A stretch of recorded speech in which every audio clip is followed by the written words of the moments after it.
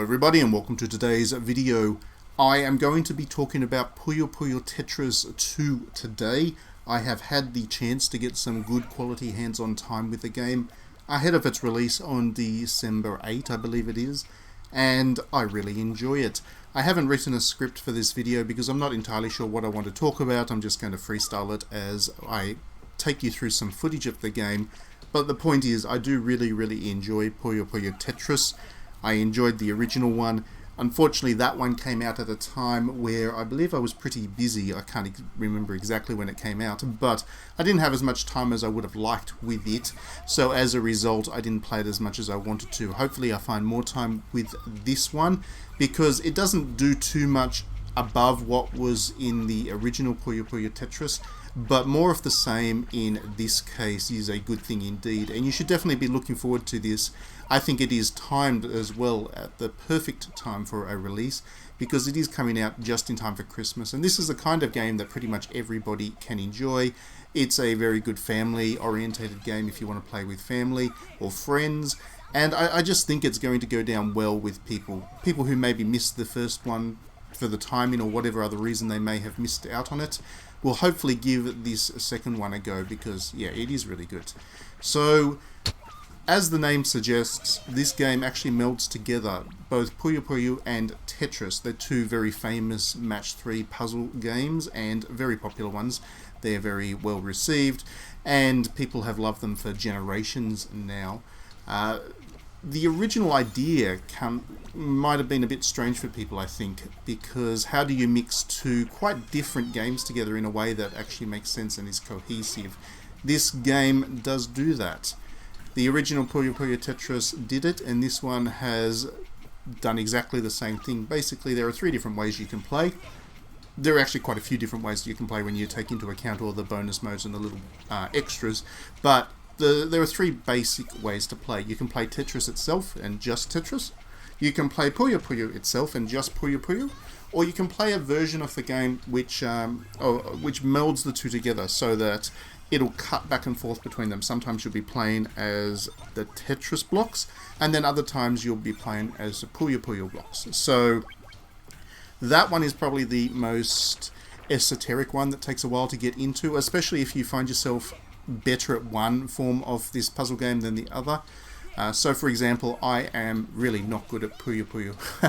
I don't know why. It's not that I haven't enjoyed Puyo Puyo, but for whatever reason the combo system that Puyo Puyo uses, I'm just not as competent at as I am in making Tetrises used in the game of Tetris. So when you play the version of the game that mixes the two together, that can be a little bit challenging at first, because you'll find yourself doing quite well at, for example in my case, in the Tetris game, but then you'll come across but then it'll switch to Puyo Puyo and you'll find yourself falling backwards again. So it can be a little bit frustrating if your skill set with these puzzle games is a little bit unbalanced. But you don't have to play that way.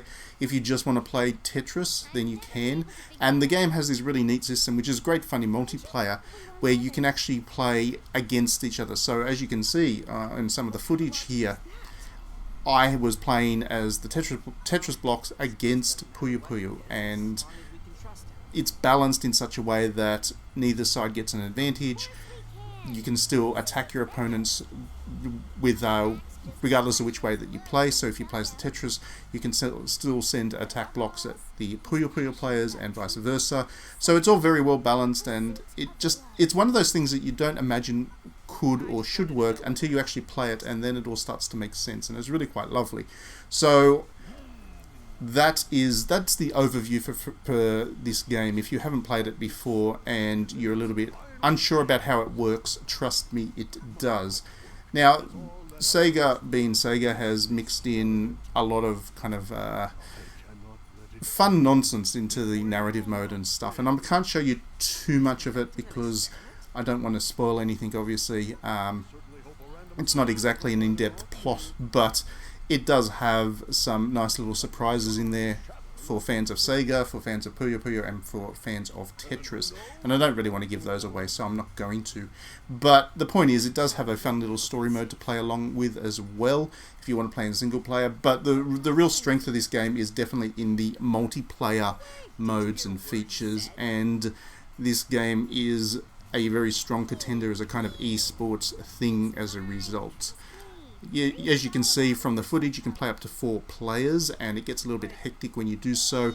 There is the basic game, which is just about matching blocks, and if you do really well, like for example you form a Tetris or a big combo using the Puyo Puyo characters, then you will send blocks at your opponent in very traditional puzzle style, and then the person that has their blocks, the last person standing, the one who hasn't been knocked out from their blocks reaching the top of the play field, is the one that wins the game.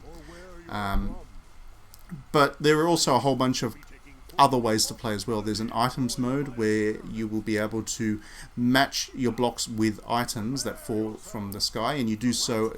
When you do that, it might create some additional effects, like for example it might make your opponent's blocks slide down really fast. It might temporarily block them from being able to flip their blocks around, which makes it very difficult to create combos and stuff. And there's a bunch of other different effects as well. That is also something that we have seen in these kinds of puzzle games before, but again, the catch with this is the fact that you can actually play Puyo Puyo against Tetris, and in that context this thing is really quite unique and interesting. It has a lovely visual style. I really enjoy the anime style art and stuff. Puyo Puyo is of course well known for its anime aesthetics because it comes from Japan and is a very Japanese property. It always has been. Tetris is less commonly associated with this stuff, so in the story mode especially, they've got various characters that represent both sides of the puzzle game. So the Tetris characters tend to be a little bit more unexpected, I guess. They're ones that you may be less familiar with than the Puyo Puyo characters in terms of design and attitude, but Sega has gone and got really good voice actors to do the narrative, and I feel like this is a pretty high energy production by Sega. I think the first one was a bit of a proof of concept, I get the feeling. This one is more the statement of intent. This is what the developers wanted to create when they started to make Puyo Puyo in the first instance.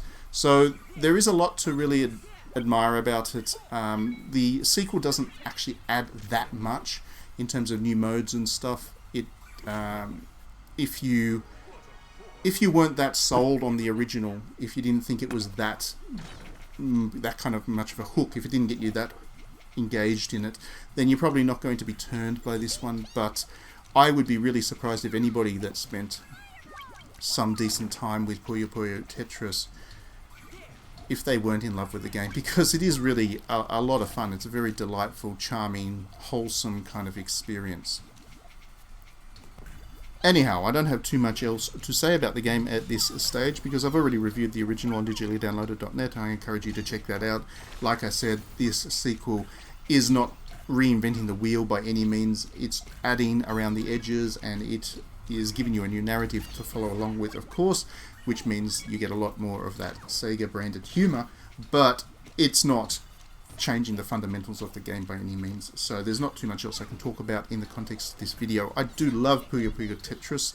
I come to it more from a Tetris point of view than Puyo Puyo, which I've always enjoyed but been terrible at.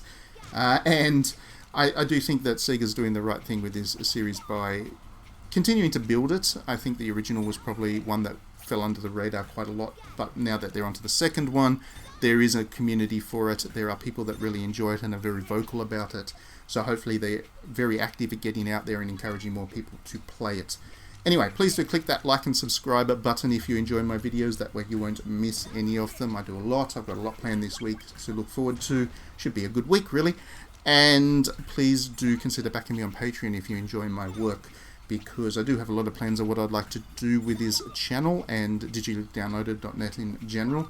And to do so, I need the support. So every $1 a month that you do back me is going straight back into the channel and really will help me to continue to grow what I'm doing here. Otherwise, thank you very much for watching as always. Have a good week, and we will see you at the next video.